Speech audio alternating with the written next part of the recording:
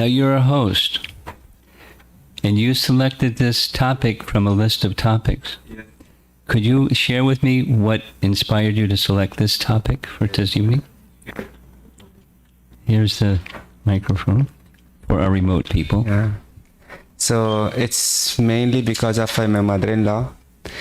I know her from last nearly 20 years right now, and I have seen her. She's really devoted to God. Even though before she joined ISKCON, she was really a great devotee. She used to do puja and she used to do everything whatever the great devotee, and she is like a pure vegetarian, everything. But I have seen her life is total struggle from last 20 years.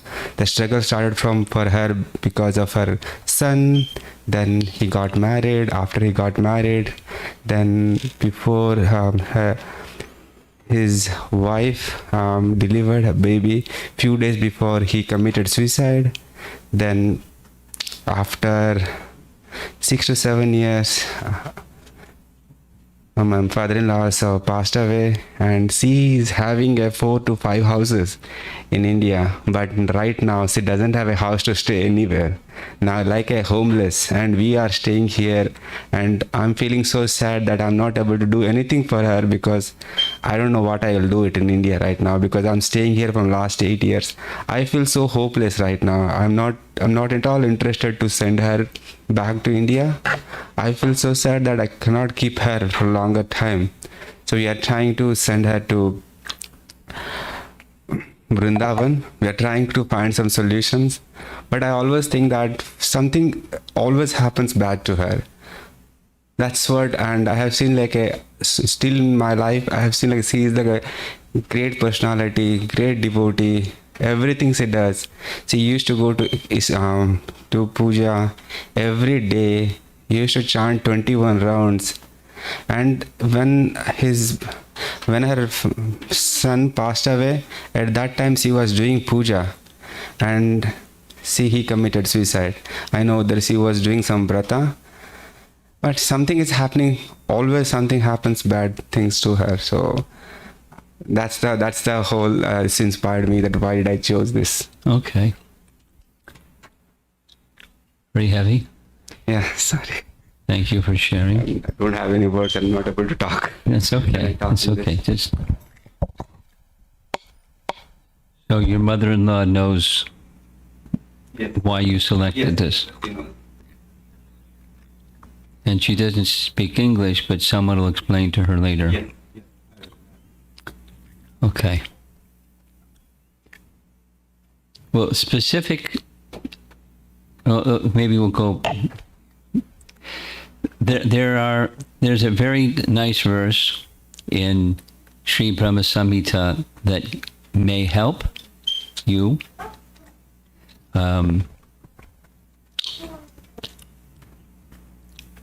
This verse is dealing with this presentation is dealing with the first half. That is, people who aren't devotees. The persons that aren't devotees may also be good, by and large, in worldly estimation, good. But sometimes such good people, bad things will also happen. So that's the verse in Brahma Samhita. Karmani nirdhita kintu jab bhakti bhajam is for the devotees.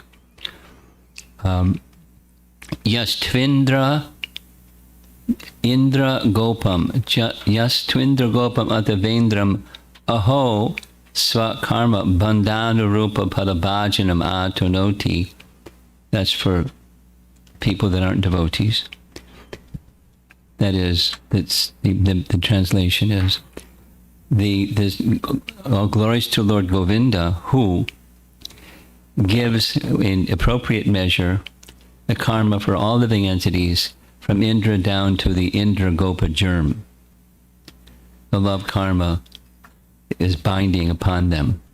And of course the love karma isn't directly overseen by Govinda, it's overseen by the devas. And the devas are acting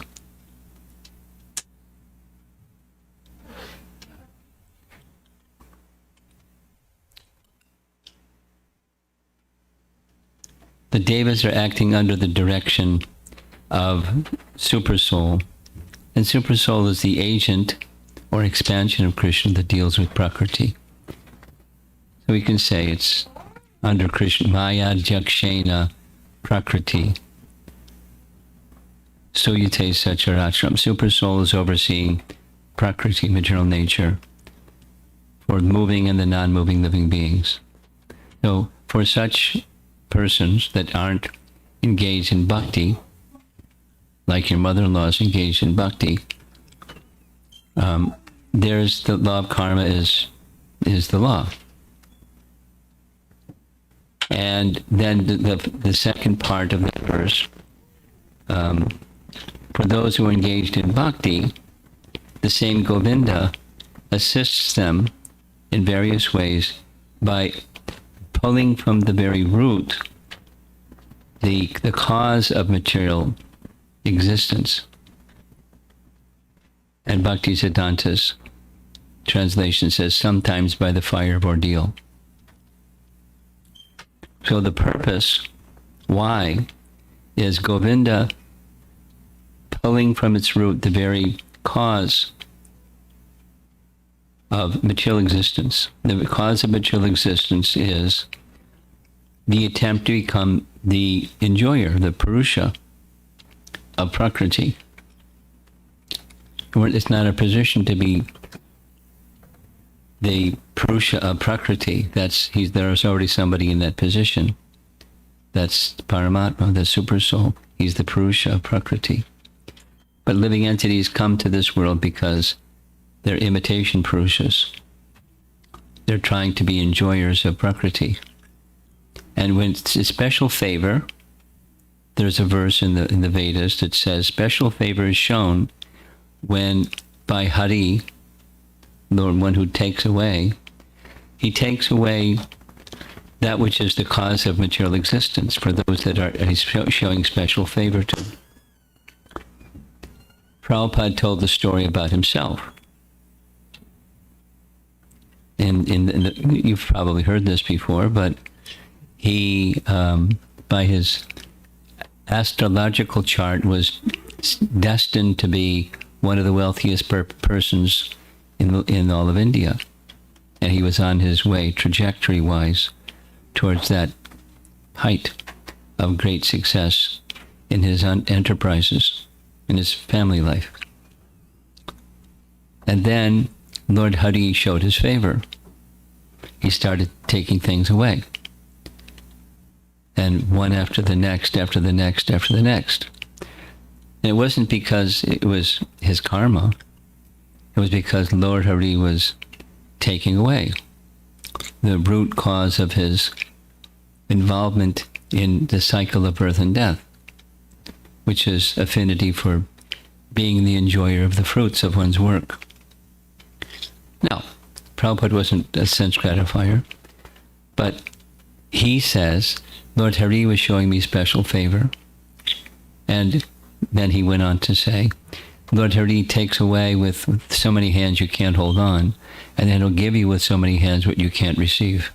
So now what it is that is given by Hari is his shelter.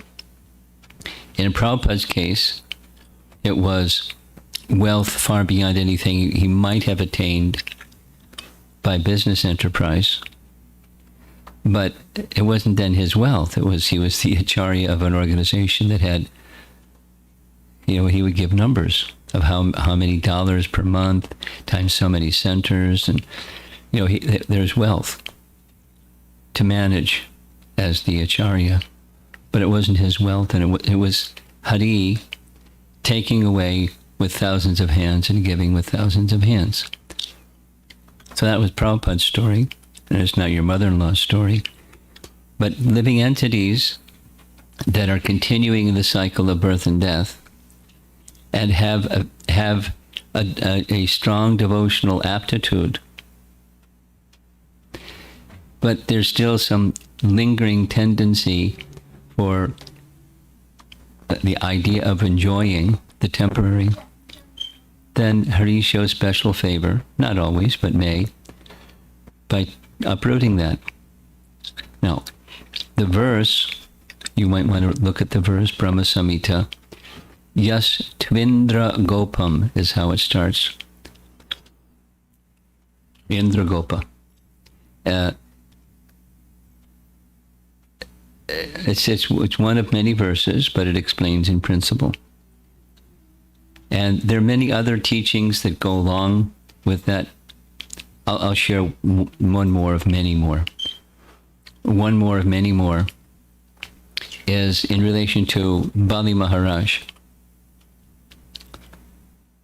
You familiar, Bali Maharaj? Okay. Bali Maharaj was the grandson of Prahlad Maharaj. So he was in the Daitya dynasty. And on behalf of the Daityas, in battle he defeated all the demigods and was ruling in the demigod kingdom. So Aditi, the mother of Indra and the demigod, many of the demigods, requested Lord Vishnu. She did some austerities and Vishnu came before her. Please help my son get back his kingdom. Sure. I'll appear in this world very soon and make the arrangements. So he appeared as Vamana. Vamana came after some time to the younger brother of Indra, son of Kashyapa and Aditi, requesting in charity from Bali Maharaj. Bali Maharaj said, sure. What do you want? Anything? 3 paces of land, but your legs are so short. Why? Don't worry, 3 paces is all I require. You know the story. So, and the third pace, you promised me 3 paces of land. What to do? I put it on my head, and he was then bound up. So Vamana sat on the throne. Okay, I'm now ruling your kingdom instead of you. And you have to be punished because you made a promise that you have not fulfilled, 3 paces of land. So tie him up. And he was bound up like a common criminal. And the Bhagavatam describes many different personalities were coming to have their say about whether that was right or not right. He gave everything. He just gave it to you. You didn't have to fight him. He just gave it to you, and now you're treating him like a criminal. That's not right. You're a Brahmana. Why are you doing this? And Prahlad Maharaj came, his grandfather, and said, no, this is good. Then this is relevant to your mother-in-law. Vamana said, I wanted to show the world how great is Bali. He never uttered even the slightest protest. This shows, I wanted to show you his greatness. Although everything was taken from him, his heart, his consciousness, his devotion to me was unflinching. And Prabhupada explains in the purport, you can read it. Krishna sometimes does that. I mean, that happens to every devotee, but sometimes he puts the devotee in extreme difficulty. At the same time, when he puts the devotee in extreme difficulty, he gives them the strength so they can get on the other side of the extreme difficulty. And he gives them strength. Now that strength is only possible if it comes from bhakti. It's not strength that comes from being a stoic or able to endure difficulty after difficulty after difficulty. You get worn out. But bhakti doesn't have a wearing out potential. When bhakti is very strong, and Krishna knows what our capacity is, and he doesn't put us in situations beyond our capacity. It's a stretch sometimes, but it strengthens dependence upon Hari, the Supreme Lord, and he gives that strength, and it's eliminating any remaining residual affinity for trying to be an enjoyer in this temporary world. There's only one shelter. That's the spiritual relationship with the personality of Godhead. So now all of that, and I can. Did I send you? There's a document on Fire of Ordeal. So you can forward that to him so he can read and share with his mother-in-law whatever is appropriate. Fire of Ordeal. That Fire of Ordeal term is in Bhaktisiddhanta's purport to that verse. So you get the verse and then his purport and so many other things that help one understand something that's not easy to understand. So that's the case of not just a good person, but a very devoted person. There is a difference between the mode of goodness and transcendence. Goodness is still in the material modes. So good people, so now we're going to the topic. Good people means people that in the present time frame, there's largely or more than the conventional sense of what is good. People are good. Means that there's a mode of goodness. Then mixed with the mode of goodness is the other modes. That's Bhagavad Gita. With mode of goodness is predominant, there's also passion and ignorance. And sometimes passion prevails, sometimes ignorance prevails, competing for supremacy. But mode of goodness is predominantly pervading or prevailing. That's a good person. So then the question comes, for those people that are showing the mode of goodness today, why do bad things happen to them? And there's other questions related. Or here's another little title, how to view it, use it, and lose it, or transcendence. Here's a little illustration on the karma theory. Maybe you're very familiar with the karma theory. Something causes, there's a cause and effect, and the effect then becomes the cause of the next effect, which becomes the cause of the next effect. And you know what's going to happen with of those slabs or blocks or whatever it is come around, it's going to hit him in the head. But it's, there's a cause.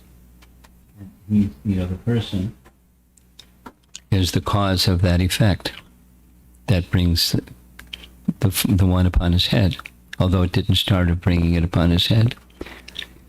There's another verse you can read, Bhagavad Gita 13:21. Sadasadyoni janmasu. Living entities are the cause of their own good fortune or ill fortune. Sadasadyoni janmasu.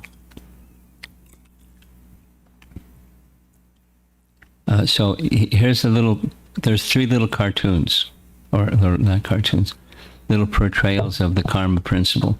This one is British humor, so I'll prepare you. It has a shocking ending, but it's it's the British way of explaining the karma principle. Whoops, that's it. What happened?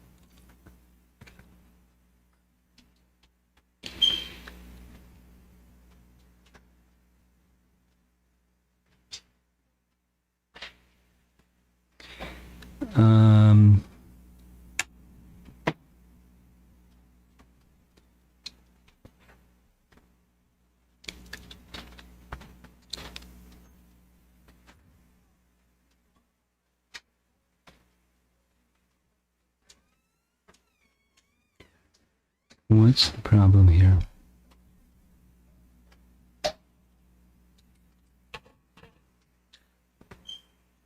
Ah.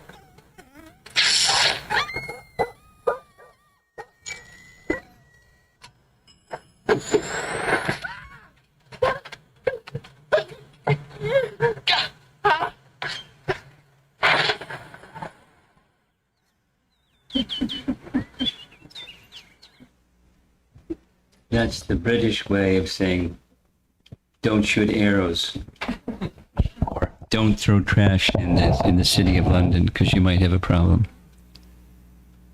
Did you catch it? Okay.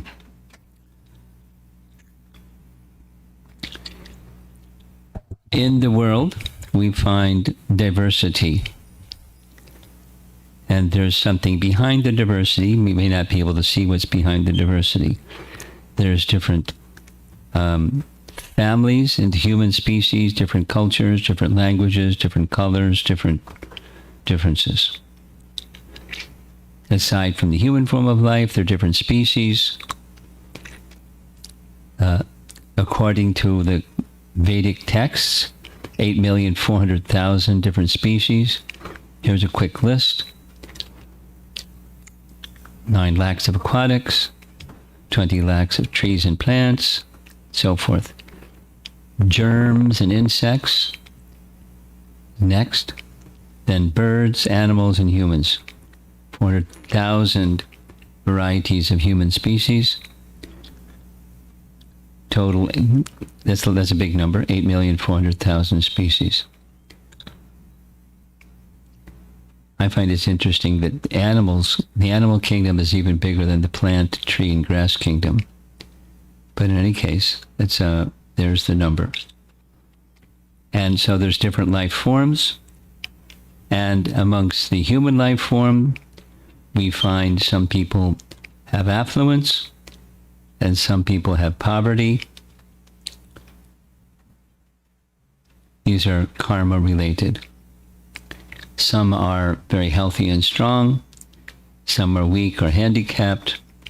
And a thoughtful person may ask, why is this? Not just diversity, but inequality. You know, we like equality. And not only there's diversity, but there's lots of suffering. And even in the case of children that didn't do anything yet, there's lots of suffering. So, why is it? Maybe some people think that God is impartial, or is partial. When bad things happen, why is it that innocent children get killed? And they didn't do anything wrong, so why are they being harmed? And many other innocent people seem to be victims of something. So you pin the blame on God because it looks like he's partial. And if he's not partial, then what's the other explanation? Why do bad things happen to good people? There's a book written about it called What? When Bad Things Happen to Good People. And the book was written by a Jewish man whose name almost sounds like Hare Krishna. But his name is Harry Kirshner. And in the book, one of the things, I mean, it's a large book, so it's not, can't just oversimplify, but, you know, God made a mistake. When bad things happen to good people, there's a slip. Because otherwise, how can God be at the same time all-powerful, all-knowing, and all-loving, and then bad things happen to good people? So obviously, it's not that God made a boo-boo. So there's another explanation, and that's the karma explanation. Here's the verse from Bhagavad Gita. Action pertaining to the development of the material bodies of the living entities is called karma, or fruitive activities. Very direct. action pertaining to the development of material bodies, of the living entities, is called karma. So you do something, and there's a result. And the result, one of the expressions of the result is a body. And if you do, the law of karma says not only karma sangita, that not only karma is known to be the cause of various bodies, but then there's good and there's bad. So the topic is why do bad things happen to good people? It means that somewhere along the way, where exactly may not be known or remembered, but somewhere along the way, something was done that brought about a not good result. Commonly, when speaking about perils in the world, one of the things Prabhupada would speak about was cow protection, or its opposite, cow killing. In a society where the mother, because cow is one of the mothers, where the mother is killed and eaten, it's barbaric. And it's a very severe karma situation. But it happens. It's expanding and expanding and expanding. There's a drawing. They made a diorama of the whole thing, of the suffering that the animal has to undergo later. The same person will undergo the same suffering. So it's just a law of karma. Or in the Western way of thinking, Christian way of thinking, you reap what you sow. Meaning you sow some seeds, and after some time the seeds will fructify. So similarly, the seeds of karma, good and bad, it fructifies in course of time. And another way of looking at the same thing is just in the laws of physics. Sir Isaac Newton propounded certain laws. Every action has an equal and opposite reaction. And as it's true in physical laws, it's a law of nature as well. Good acts of kindness come back to one in equal measure. Acts of pain and suffering inflicted on others comes back to one in equal measure. And even if it's unintentional, intentional or unintentional, it will come back. It's just a law of nature. For every action, there's an equal and opposite reaction. Now I hope this next this is another animated cartoon kind of thing, if it plays properly. It's someone depicting their idea of karma. And it's not really how it happens, but it's cute.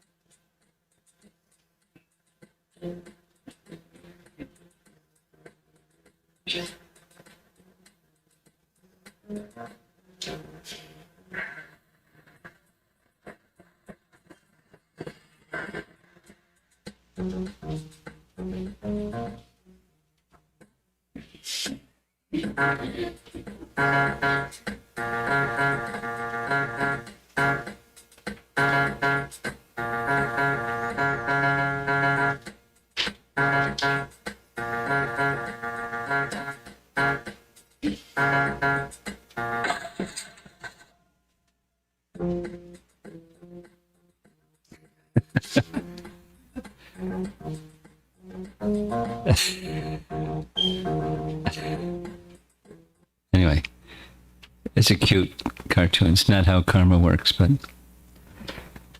back to the Vedas. There's different stages of karma or types of karma. You'll find these in their Vedic texts. There's the example given of a tree.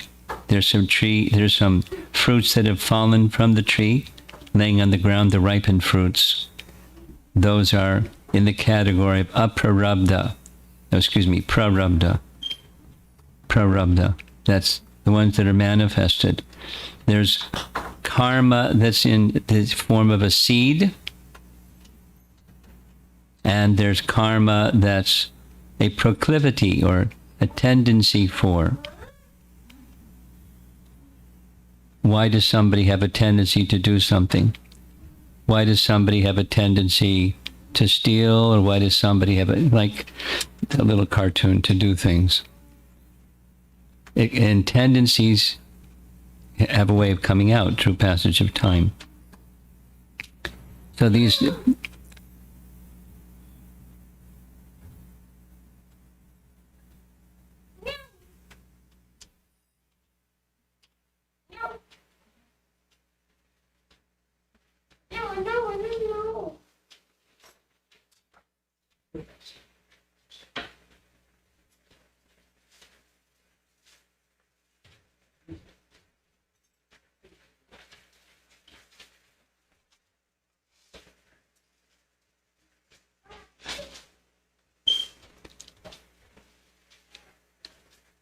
This is, one place you can read about this if you want, is in Nectar of Devotion.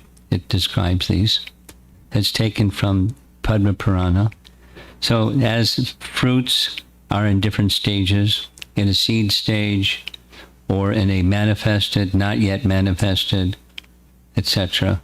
stage, so karma has these different stages as well. And here's a very interesting chart. It's a karma timeline. And as you see from the drawing, there are different circles. Some are small, some are medium, some are quite large. And so the red line is showing sometimes from one lifetime to the next lifetime. Sometimes within the same lifetime and almost immediately, karma is fructified. And sometimes it spans over many lifetimes. So we don't know exactly when something is fructifying today from something in the past. But we can know that if something misfortune comes, then there's something behind it. There's a cause behind it. That's the material cause. The good news is for those like your mother-in-law that's very devoted, karma is dissolved. That's a teaching that's within the Vedas. Karma as we know it is dissolved by the power of bhakti. And then there's other laws that are operating, or principles that are operating in one's life. And by the principle of karma that we read from chapter 8 of Bhagavad Gita, bodies are developed, and they're developed in different species. And then in the lower life forms, from aquatics to animals, etc., there's the gradual evolution of consciousness, and therefore life forms evolve as consciousness evolves.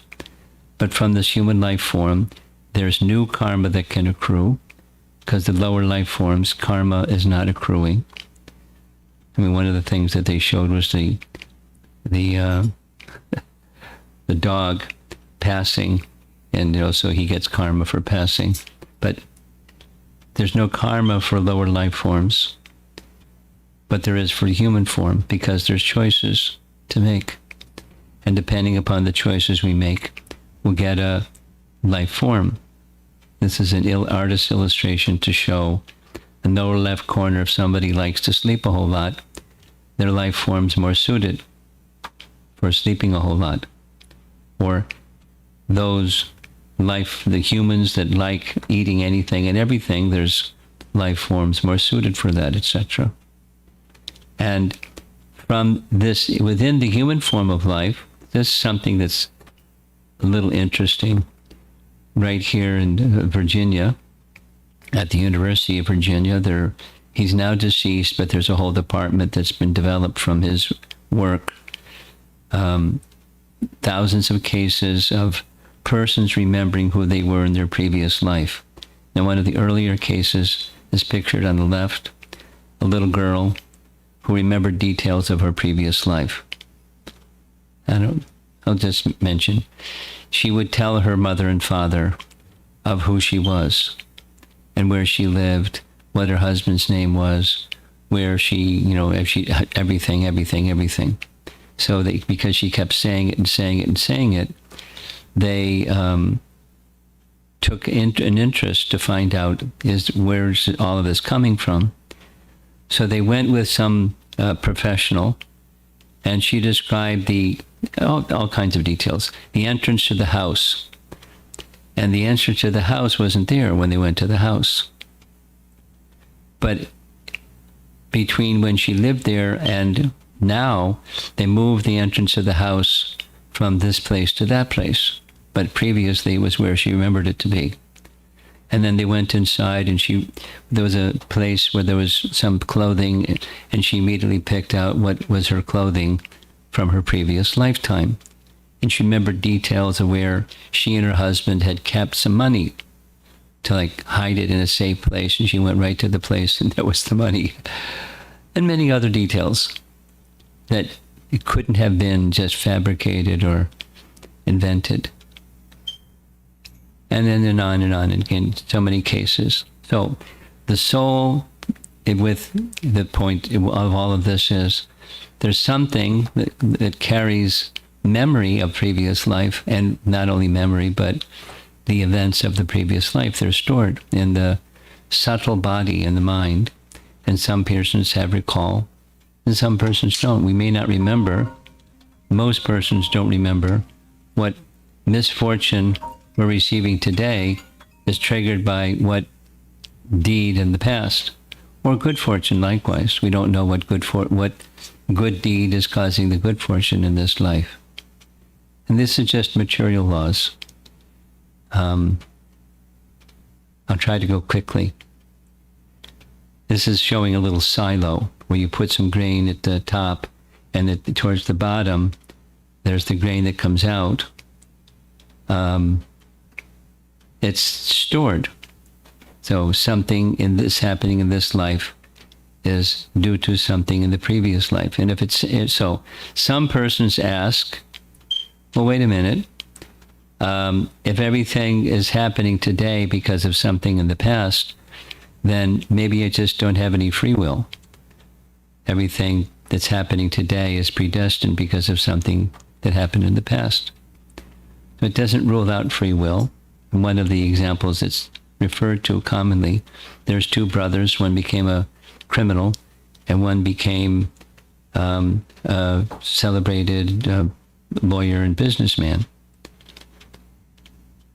And it came not just from their birth only, but some choices they made in the course of life.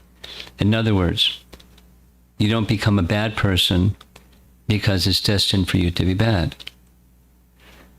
There's free will choices to make. Even there are things that come your way due to past action. Yeah. So, this is just a class on karma right now. Bad karma, good karma.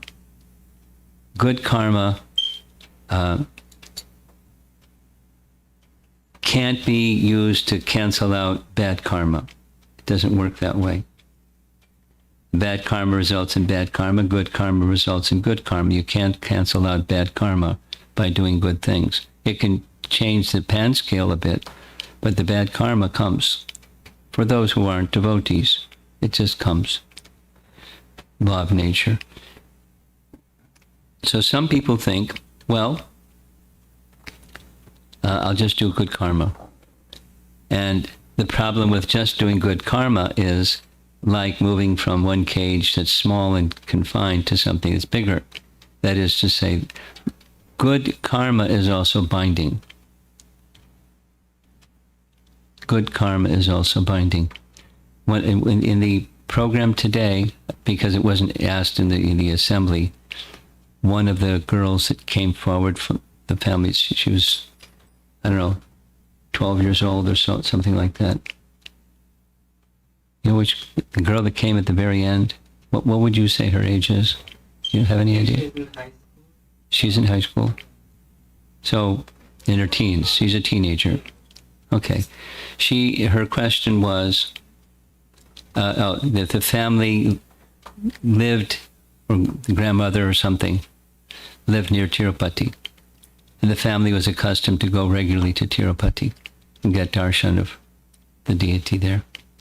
So the young girl, the teenager, didn't grow up in Tirupati. She grew up in America. But she, with a family that has devotion for the Lord. So she wanted to know, we still do our prayers, but why is it important to do prayers when you can just be good and work hard? An innocent question, but she wasn't in a challenging mood, just wanted to know. So if you do good, that's one of the reasons of showing this image, is the doing good and working hard. The doing good is goodness, working hard is passion, but you're still bound by that doing good. Or here's another, you move from a smaller cage to a larger cage, but you're still in a cage. And so doing good is not sufficient to counteract the bad, and it also has its bondage. That is to say, you do something, supposing your whole life, all you do is good. It guarantees that you'll get another birth somewhere where there's another birth and disease and old age and death. Because that's what bodies undergo, those changes. It's unavoidable. Karma catches up. Here's another little cartoon. Whoops. Let's see. Oh.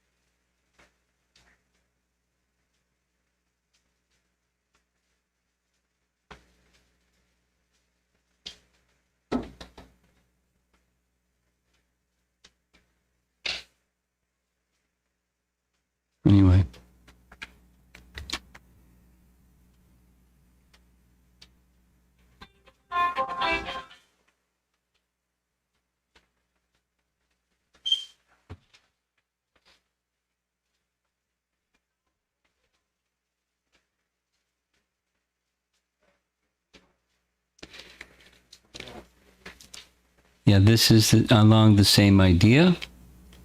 It's the same idea. Can we cancel out bad karma with good karma? The answer is that's not possible.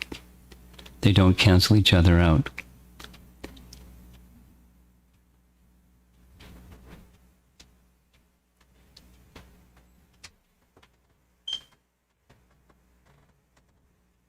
Someone wants in?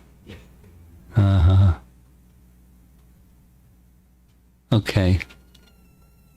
Here's a little explanation of good karma, bad karma, or good fortune, misfortune. Do you know the Chinese farmer story? Yes, you know? You don't know. The Chinese farmer story, very simple. Once upon a time, there was a Chinese farmer. And the people in the village came to see him and said, what good fortune. You have a horse. You can plow your fields with the help of the horse. We don't have a horse. We have to do everything by hand. What good fortune you have. And his reply was, good fortune, ill fortune, who can say? After some time, the horse ran away. And the other farmers came to this farmer and said, oh, what misfortune, your horse ran away. Now you have to plow your fields by hand like us. And he was a Taoist. He said, good fortune, ill fortune, who can say? Some time passed, and the horse came back. And when the horse came back, he came back with several wild horses along with their own horse. So the villagers came to the farmer and said, oh, what good fortune. Now you have many horses and you can plow your fields even more easily.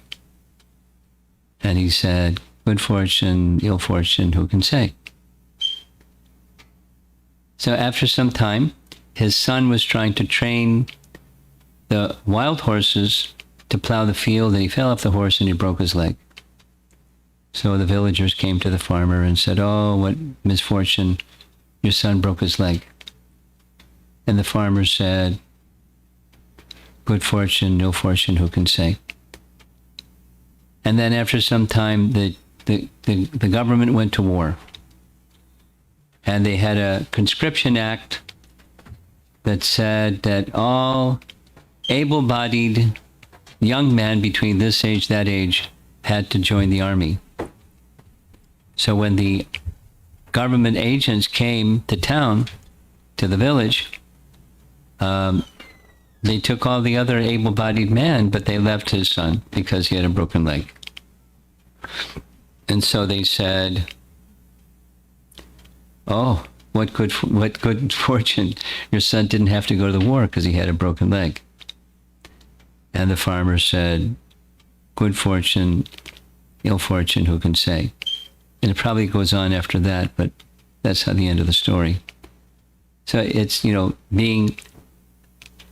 considering circumstances, one of the ways to deal with good fortune, ill fortune, besides recognizing it's coming from some actions or choices or behaviors of the past, some time will pass and it'll change to something else and change to something else.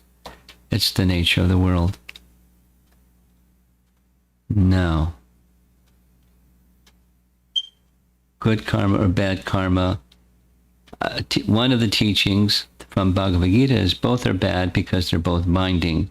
That is to say, I mentioned, but you do good karma right up to the end of your life, and you're bound by good karma to take another birth to receive the fruits of your good karma.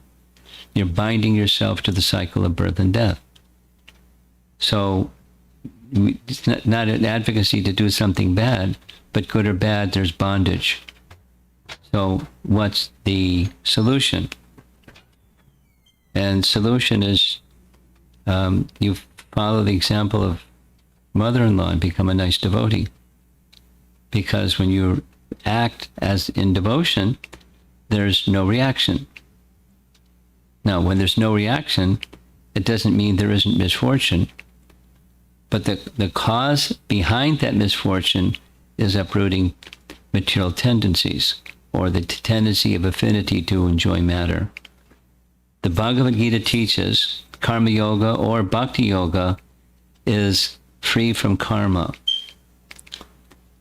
acknowledging everything belongs to God, acting according to God's indication or law, theistic conduct, act on his behalf or for his pleasure, and then God takes personal responsibility. Krishna takes responsibility for your life and everything. Then we have the higher objective or higher purpose. And in that situation, there isn't a good or bad kind of calculation other than acting in relation to Krishna. That's good. And that's karma-free action. 2 benefits. I'm going quickly. There's no reactions, and the seeds of all previous reactions are burnt to ashes. Some examples. Arjuna, comparing Arjuna and Duryodhana. Arjuna was not interested in getting back. He could have, because there was plenty of cause. Duryodhana was a wicked person, but he didn't want to participate simply to get back. But he wanted to do what he did for Krishna, fighting or taking actions for Krishna. Here's a nice verse from Bhagavad Gita.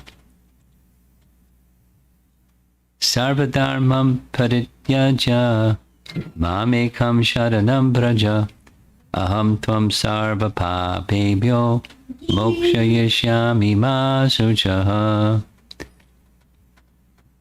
The papa, or the sin, is taken away by Krishna when one acts on Krishna's behalf. And so that's the